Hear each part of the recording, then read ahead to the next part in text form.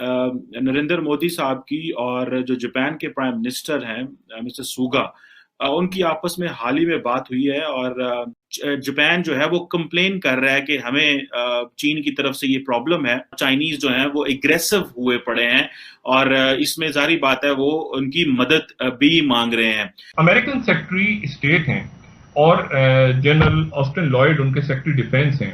वो आज टोक्यो पहुंचे जी। और टोक्यो पहुंचे यानी जापान। अच्छा, जापान जो है पिछले 60 सालों से उनका इत्तेहादी है।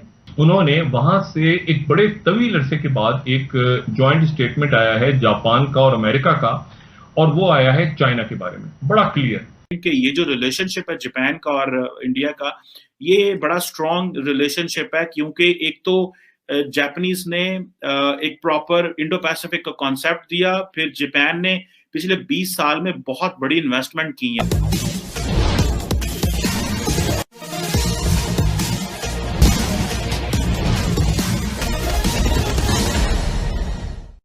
भारत ने जिस तरह चीन को पीछे हटने पर मजबूर किया है, उससे विश्व को भरोसा हो गया है कि चीन के दादागिरी पर लगाम अब भारत ही लगा सकता है। इसी कारण जापान ने भी अब चीन के खिलाफ भारत से मदद की गुहार लगाई है।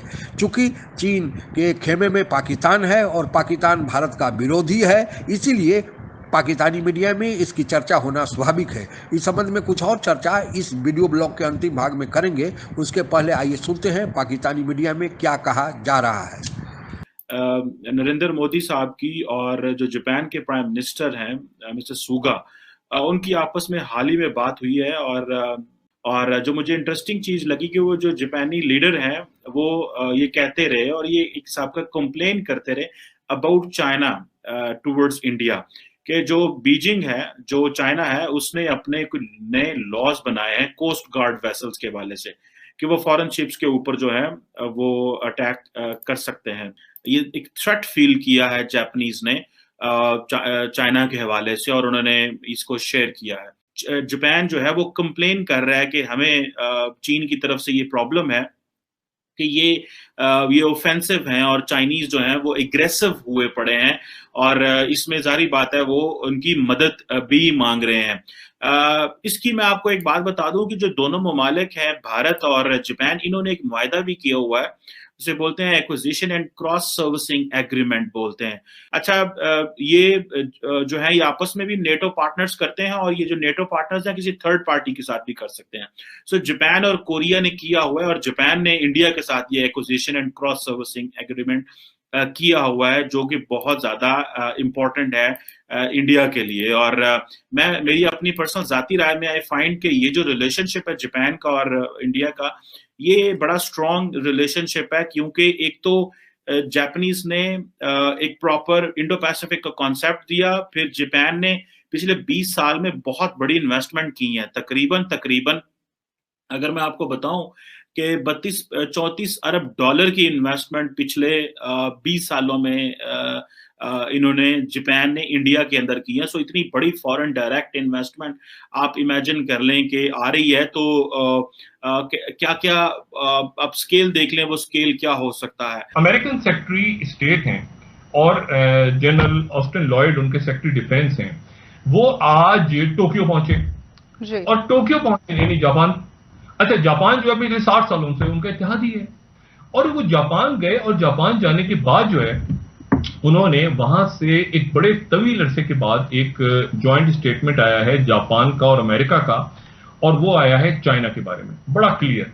और उसमें जो अगर हम अल जजीरा को यहाँ पे कोट करें तो यूएस एंड जापान जो है decry China's collision and destabilising behaviour, ठीक है, बड़ा सख्त इनका स्टेटमेंट है और यही साउथ चाइना मॉर्निंग पोस्ट की हेडलाइन है और बाकी अखबारों की हेडलाइन है।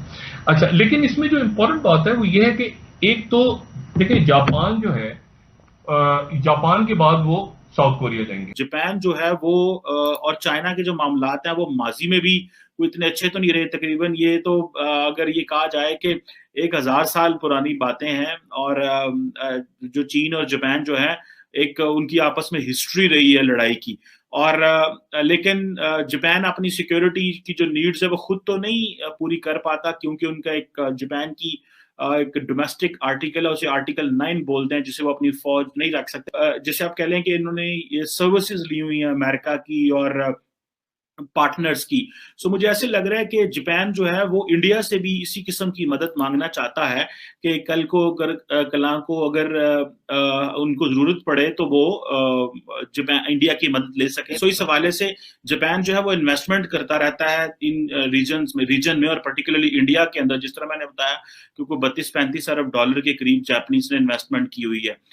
उससे पहले भी अगर देखा जाए तो जो डिफेंस कोऑपरेशन है जापान का और इंडिया का, वो बड़ा स्ट्रॉन्ग है।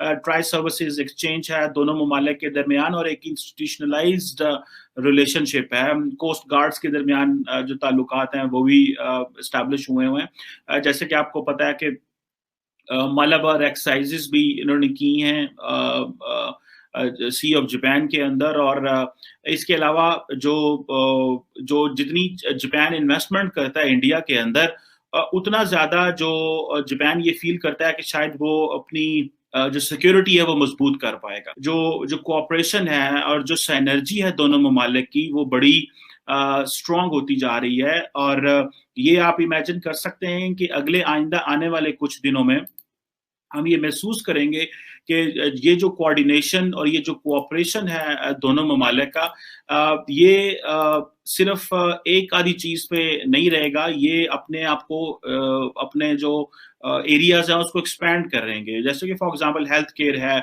और फिर इंडिया की एक बड़ी स्ट्रॉन्ग कम्युनिटी है इंडिया जापान के अंदर, तकरीबन कुछ 40-50 हज़ार के करीब वो वहां पे रहते हैं।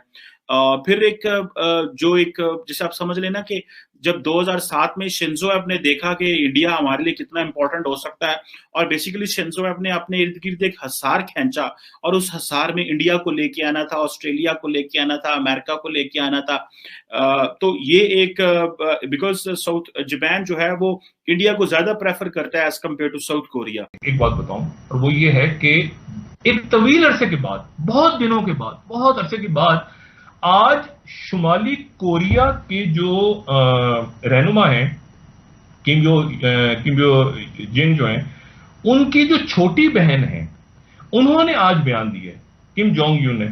अच्छा, उन्होंने बयान दिया, और उन्होंने जो बयान उनका सामने आया है, वो बयान उनका, अब ये 38 साल भाई हैं और उनकी ये 33 साल बहन है छोटी, और ये जो उनकी छोटी बहन है ये गालिबन अगली नॉर्थ कोरिया की अगली लीडर उनको समझा जाता है। उन्होंने बयान दिया है, और बयान उन्होंने दिया है बहुत अरसे के बाद।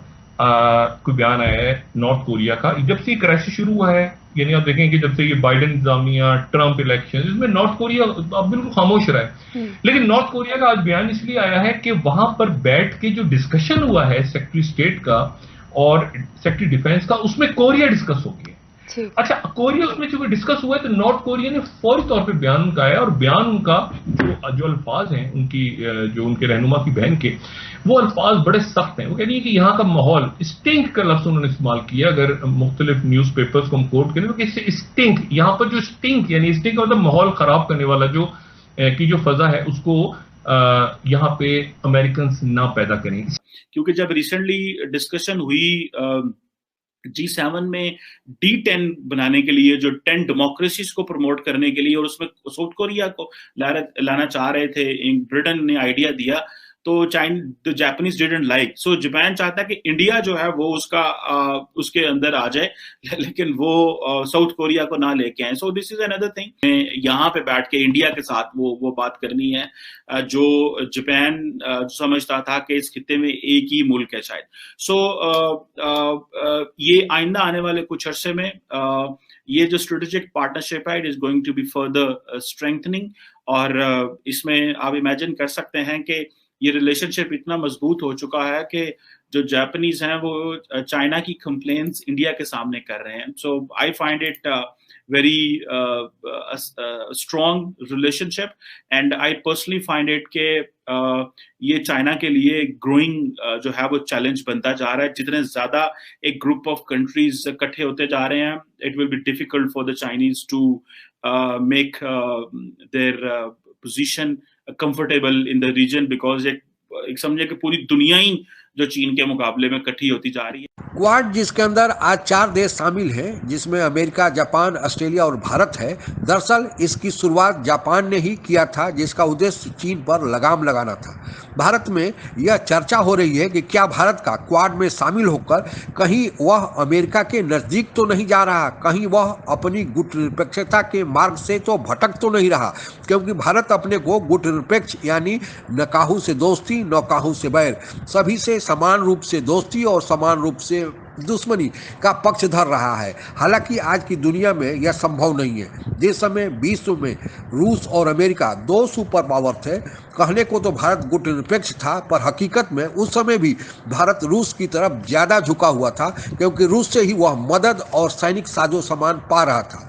यही कारण था कि जब भारत का 1971 में पाकिस्तान के साथ युद्ध हुआ तो पाकिस्तान के समर्थन में अमेरिका ने 7वां बेड़ा भेजा, तो भारत के समर्थन में रूस ने अपना विध्वंसक युद्धपोत भेजा था।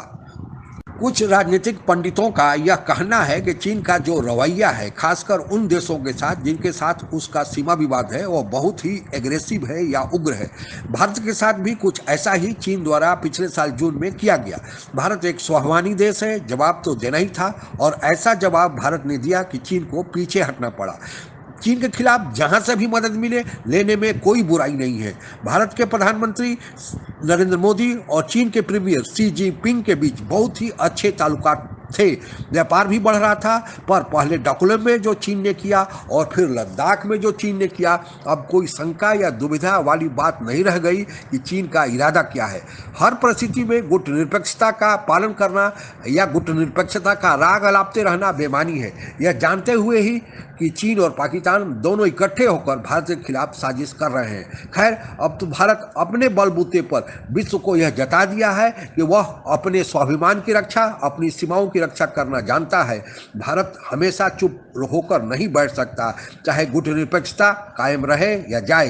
यही कारण है कि विश्व अब भारत की तरफ आशा भरी निगाहों से देख रहा है, और यही कारण है कि जापान ने चीन के खिलाफ भारत से मदद की उस मांग की है। आज के लिए बस इतना ही।